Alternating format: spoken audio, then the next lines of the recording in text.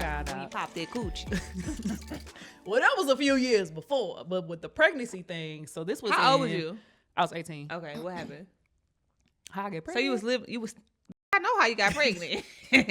I was in college. Okay. And Addie's dad was at a different school, so he went to school on a basketball scholarship. But we were both home for winter break. Got you. Which shouldn't have been, because we know winter break. That's I'm trying to get my coochie stretched.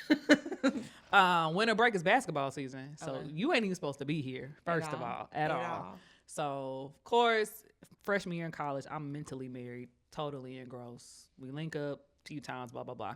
I go back to school, I think for second semester. I found out I was pregnant on the day of Obama's inauguration. Wow, just a monument to say. Wow. Found out I was pregnant on Obama's. You celebrate. Girl, went to the Black Culture Center, saw him get sworn in, had an appointment at the health center. And because like a few days before that, it was like 2-3 different times or 2-3 different occasions, like I had this like really painful cramping sensation in my stomach that would come like the same time every night, like 2-3 in the morning. Mm-hmm. But I'm like, okay, my period's supposed to come, but it don't feel like a this. period, right? It feel a little bit different. And so I went to the health center, took the P test, and she was like, well, your test came back positive. I was like, positive for what? Like positive for what we speaking positive on? For what? And so I remember I called him, and he hit me with the usher. I'm going to call you back. It's funny now. I'm going to call you back. And I was just like, what you say? I'm pregnant. I'm at the health center. Like I'm pregnant. And I think he was like in the car somewhere because he ended up going to a different school. Left the one he was at and went to a different school. But yeah. And so the first person. That nigga said, I got to get my mind right. Nigga. He was the first person I told. And then I told Booker's mom. So Booker, my bro, Addie's goddad, but also Addie's dad's best friend. Right. I told his mom. Why the hell you tell her?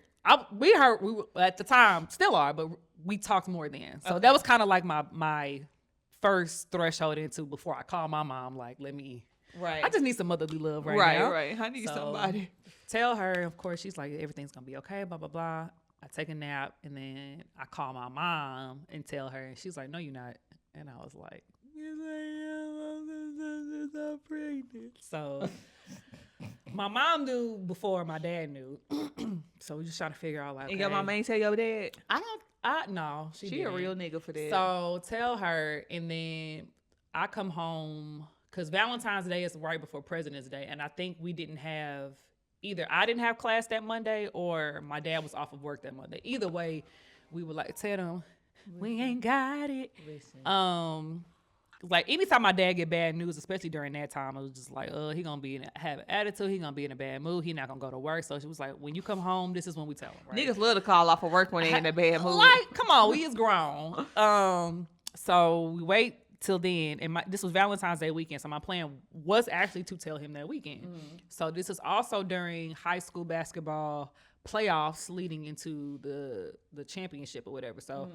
I go home to St. Louis that weekend. Addie's dad is also home that weekend. And I think like the playoffs were at his high school, where he graduated from.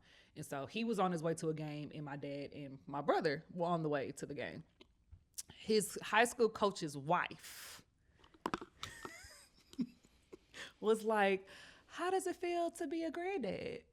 And my dad's like initial facial reaction was like, what? And he said that when he saw her face, that he tried to play it off and was like, God don't make no mistakes. But his initial reaction was just like, not this nigga said, God don't make no mistakes. He didn't even know what the hell was going on. At all. But he still say that shit to this day. I love black folks. He still say that shit to this day. I was just like. Can you imagine him just fuming? He calls my mom. And then my mom calls me and was like, your dad knows. And I was just like, wait, what? So they were at the game supporting your ex? No, they were just watching basketball. They were just watching the game. Because this wow. Her dad already graduated. He was going to support. Right. So before he even goes to the game, I called him and Did you see that nigga at the game? Don't go. I said, if you get don't go to the game. He was like, which I was like, my dad just found out, don't go to the game. So he doesn't go to the game. And so my mom calls, it's like, your dad knows. And so of course he leaves the game. He left my little brother up there. He left him up there. I think he went back and got him. But basically on the phone, my mom was like, she ain't going back up to Mizzou. She coming back home. She going to community college. And I'm just like, so I hear him ranting and raving as he's coming back in the house. And I'm upstairs like, I don't even know, like. I would just start crying. So I was, and I came downstairs, and I remember him saying, like, how could you be so stupid? Or something like that. But then he gives me a hug and was like, you must be so scared. And I was just like, nigga, which one is you it? getting ready to kill me. Like, but he I don't know like, what's you must coming be. next. But I was just like, oh my God. Like, it was a lot of, you know, different feelings or whatever. And I ended up going back to school, like, you know, back to Mizzou or whatever for class. But I was going to tell him that weekend. I was literally planning on telling him that weekend. Surprise, surprise. Surprise, surprise. But it was just, that was crazy. So That's go back to insane. school. I found out I was having a girl on the last day of class. After my final. I took my last final. My mama was up there, packed up all my stuff for the semester because I moved back to St. Louis after that. Went to the doctor, found out I was having a girl, and then moved back to St. Louis for a year and a half. Okay, so you stopped going to Mizzou for a year. And then I came home. I took online classes, and then I went to Flow, and then I went to UMSL, and then I went back to Mizzou. Got you. But the whole time I was in communication with my advisor from Mizzou, telling me which classes that would transfer back to Mizzou to make. So the plan was always to go back. Right. And so she worked with me to make sure, like, okay, so when we take this class because this will transfer this way. It was always to come back to Mizzou. And when Addie was 15 months, I went back. Yeah, that shit was crazy. That shit is insane. You had the college baby. Yeah, she was at the probates. She was one of the probate babies sitting in the front row. You know, went to the dining hall. People's feeding my baby free food. But I would not take that back for anything. We had us a ball. Yeah. And because she was 3 before I graduated, but there's still stuff that she remembers from being 3. Really? I think it's really, really cool. Yeah. And now Mizzou was one of her target schools for basketball because, you know, Devin. She went there already. Yeah. and walked across the stage. She went there for a couple years. She already know the campus. But it's crazy when we brought her home from the hospital. My dad told him, he was like, I don't give a damn what's going on between y'all.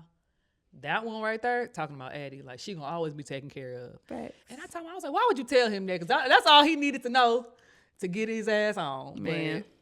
But they kept to their word. Like my parents, I moved back in, they helped me, still help me to this day. Both my sets of grandparents, like Addie didn't go to daycare her whole first year of life because half the week she was with my mom's mom, half the week she was with my other grandparents. For free. Yeah, my auntie and my grandma was like, for as long as she needs diapers, y'all don't have to worry about it. Like, very, very supportive. Now, that got on my ass. Talk about a village. Yeah, and I was telling a friend the other day with Demi's, when I had my baby shower for Demi, I cried that morning because not that we were here and majority of the people at the baby shower were Devin's side, like they were there to support us, but it's like the people who I know on behalf of me who would have came here and like went all out, they're deceased. So it was like a moment of like all those people who were here in Addie's time are not here. Yeah. And so I had a moment during. So do you feel like growing up, like your family was always like, because this episode is the importance of a village at this point. Okay. Do you feel like your family was always just like supportive or like? Yeah, I think I would consider our family a very close family. Not to say we don't have our issues, and now that I'm older and I have my own family, there are certain things I'm like, I want to do this differently with my kids. Yeah. Or like not saying what we really mean in the moment. I feel like I learned that in my birth household, which I'm having to break with my current household. But as far as like, I think we were a really tight family. Like my grandparents, even my dad's dad died when I was 9, but my mom's dad, very masculine, but very family centered and family oriented. Like he'll watch the kids, he'll cook. Like, wow. Yeah. So that was very interesting having that for me. And even with like him and my grandma would watch Addie, and I would be at work and I'll call and check on my lunch break. And he's like, Alana, don't call her no more. She fine. I was like, oh, okay. Right. What if I didn't call her? You'd be like, you don't care about your baby. I think it's just so crazy, like how when people say talking about like breaking generational curses or whatever, but how your family, it was like everybody is like, it's like a real village. But I also learned too, so I had Eddie at 19. My mom's mom had her first child at 19. Three of my cousins had their first child at 19. And so I didn't know that about my grandma specifically until she came and talked to me about, like, she met my grandpa when my uncle was 6 months. And he came in and took care of my uncle. And then my grandpa also had 2 other children from a previous marriage. And so they knew what it was like to raise kids that they didn't birth themselves. And so their mindset was always, the kids don't have nothing to do with the decisions that the adults are making. Yeah. But I think also for me, because of my character and my drive and who they knew me to be, they never questioned that I would finish school. Yeah. Like, they knew I would finish school. Right. And so they was like, whatever we need to do to make sure Alana just stays on that path, we're willing to do it. So do you feel like in your household growing up, like, going to school was like, you have to go to school? Was there like a... Honestly, because I had so much self-initiation, I was the one they didn't have to worry about. Yeah. It was kind of like one of those, oh, Alana's fine. Yeah. Which has its own downfalls too, because it's the expectation of, like, she don't need our support in this because she fine. But also, I'm a first gen college student. My parents didn't go to college. Right. I mean, they took like a couple classes at Flow, but like my dad ended up getting a job at GM. That's unheard of for us nowadays. There was all the niggas in St. Louis. Literally. Everybody had working at the plant, at the plant, and then my mom ended up getting a job at Southwesternville before it was AT&T. But my older brother took some classes at Flow. But I was always a straight A student. Like, I was always involved in clubs. So that was just my persona. Like, that's just what I did. So for me, I navigated the college process by myself. So it was kind of like expected of me to do it. Right. Yeah. They supported it. It was just I led the charge to do it. Yeah. I think I was expected to get pregnant young. Really? I do. Because your mom? No, not even because my mom, because I was fast. I told you we had a very very free childhood.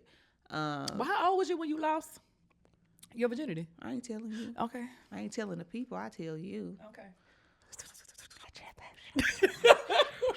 Okay, you was young and fast. I wasn't too young, but I was young. Yeah.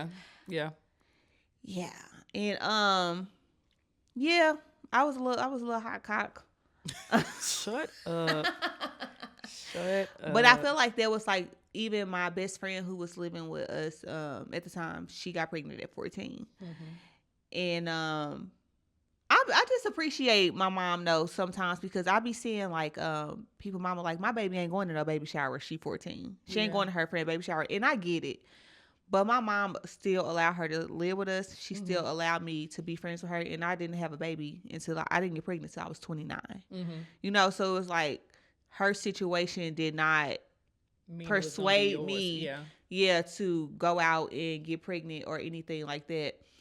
But I don't know. I just feel like my mom was like the black sheep of the family. Like, my grandma was a nurse or a respiratory therapist. My auntie was a pharmacist.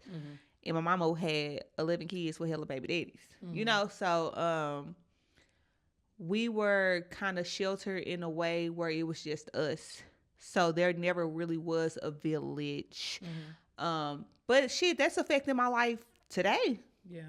Because I just don't feel like they got that. Like, my mama got a village growing up. Well, my grandma was always there for my mom. She was more like my mom growing up, like I told you. But other than that, the family is very discombobulated. Yeah. But even my siblings, shit, I'm the third oldest.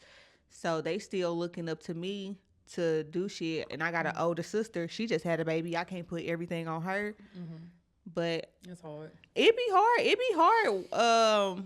Like, seeing other people, family and stuff, like, be so involved in their kids' life and stuff. And it's like, I know my parents love my kids, and I just know they love them, but it's just different, you know? It's just like, get y'all ass down here, you know? Yeah. Help me out just a little bit. Now, my mother-in-law, she used to come down all the time. Then she got her a man. So I barely see her then. Say, mama gotta have a life too, Jody. But I'm like, that's just a generational curse that I would like to break.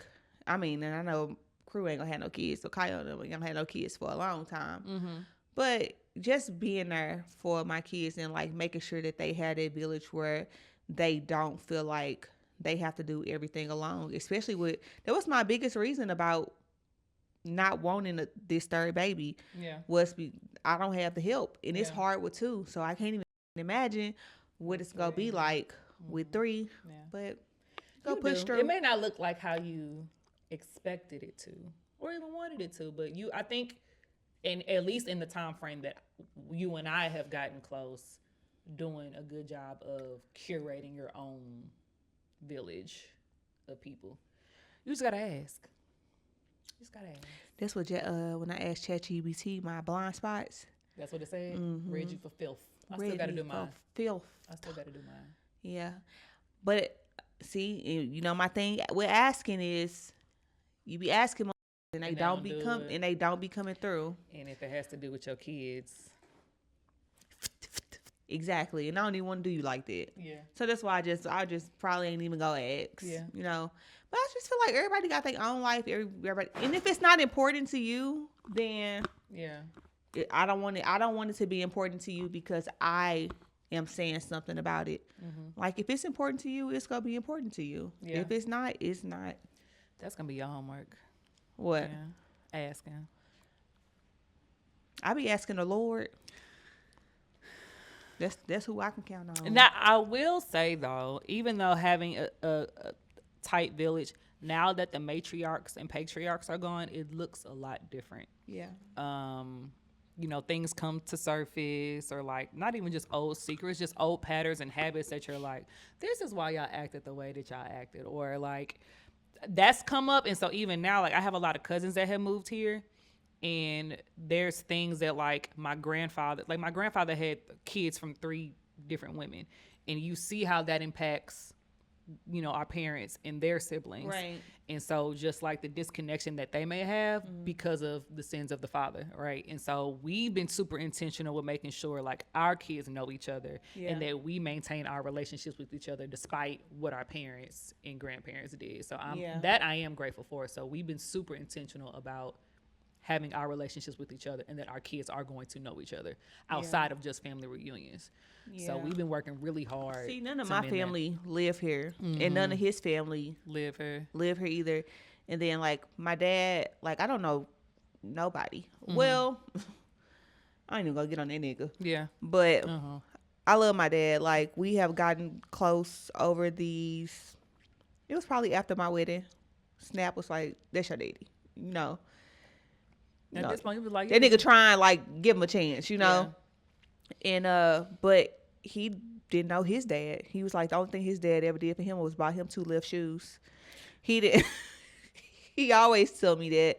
So I'm like, look at his upbringing. He didn't know either, and he didn't meet his dad until his dad was on his deathbed, about to die. And niggas love to get their life together when they about to die. So my dad wasn't really a part of my life, and niggas got their own story. My mama got her story, my daddy got his story. They was never really together, type of thing. But when I first got pregnant with Crew, I'm like, they asking me all these questions like, does this run in your family? Does that run in your family? And I'm like calling him, I'm like, what your mama die from? He like, I don't know. I'm like, yeah. At this point, thank God, ain't nothing ever happened, because I literally know nothing about his side of the family. I'm still meeting kids.